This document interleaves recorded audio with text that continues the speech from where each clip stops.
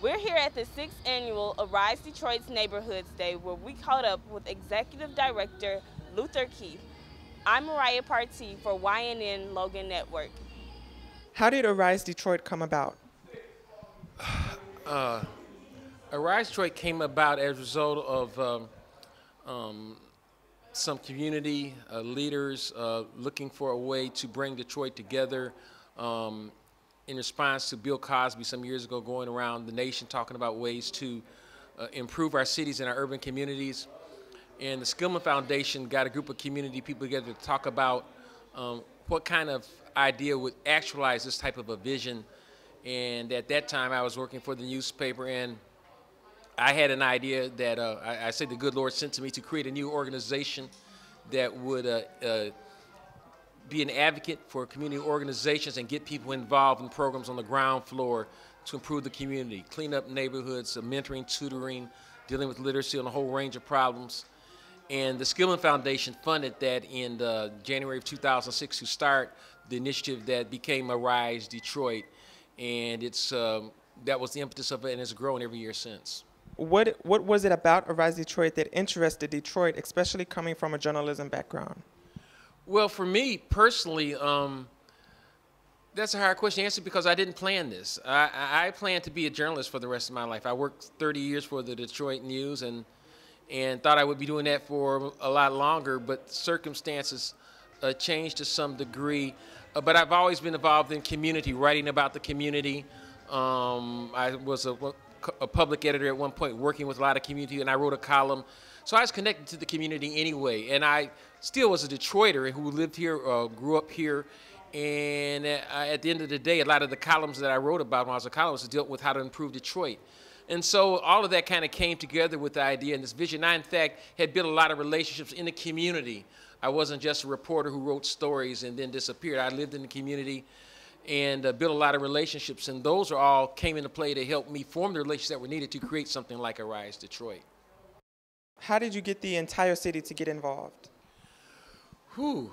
Well, Arise Detroit, we had a board of directors, and our goal was then to work on behalf of community organizations. So we built a lot of relationships. One of the things that we do, for instance, we do an e-news blast with news about community programs and information from organizations all over the city. So we built relationships with organizations all over the city. And as people came aware of them, we used a lot of media. So by building these relationships, when we created this idea of a Neighborhoods Day, we had people there who already had felt good about our work and wanted to be part of it. And that allowed us to tap into these organizations all over the city, in Southwest Detroit, Northwest Detroit, downtown, midtown. And we built relationships. And that has what allowed us to now to have over 200 organizations register and be part of this day, because we spent years developing relationships and have built a bond with the community. It didn't happen overnight. It took time. We started that first year with 55 events, and then it went to 100, and it's grown steadily ever since. And I think it's because of the fact that it's just like anybody else, that you have a feeling with, you build integrity with, you believe in, you're more inclined to partner with them and be part of whatever they do. And that's what's happened with the Rise Detroit and with organizations all across the city. What is your motivation to continue this every year? The look on the people's faces and the feeling that moves people as I move around the city. It's an amazing thing to realize how an idea can give people hope. And as I go around the city today, I see the look on people's faces, I see the smiles on people's faces, I see the excitement all across Detroit to be connected in this way. Like here at a music event. Before this, I was at an event where they're rehabbing a house. I was at downtown for at Belle Isle for a big event where they're working with kids. I was at a chess tournament where kids were playing chess. But every single place I went, people were smiling, people were excited, people were happy, and it felt good. And that's a very powerful thing, and it's like a drug, and that's a drug that I can't get enough of. And so as long as the good Lord lets me, I think I'm going to want to be part of something like this, and I want Detroit to be part of something, because it's a great thing for Detroit. Would you say that Neighborhoods Day, would you think that this could one day become an international thing?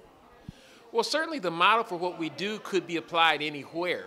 And quite frankly, I don't know if any other city is doing it, but absolutely it could. And a lot of this is done already. There are lots of groups that organize community service and voluntary efforts. What we have done is simply done it in a unique way with Detroit, because we say everybody on the same day do something, but do what you want to do, as opposed to everybody clean up the streets or everybody turn on lights to say you're getting. All those are good, but the beauty of Neighborhoods Day is that everybody can do what they want to do as long as it's something good and positive for the city. So it allows everybody to be who they are. And so it really shows the incredible diversity and talent and passion for groups in so many ways: young people, old people, black people, white people, people of our religious faith. All of it's reflected on Neighborhoods Day. And so, yes, and there's no reason why you couldn't have International Neighborhoods Day. And so let's get that out there. Maybe we'll start that, but they'll say it started right here in Detroit. Luther is an award-winning journalist. He spent several years working for the Detroit News. I'm Adam J. Taylor, reporting for YNN Logan Network, where we bring you the younger side of the news.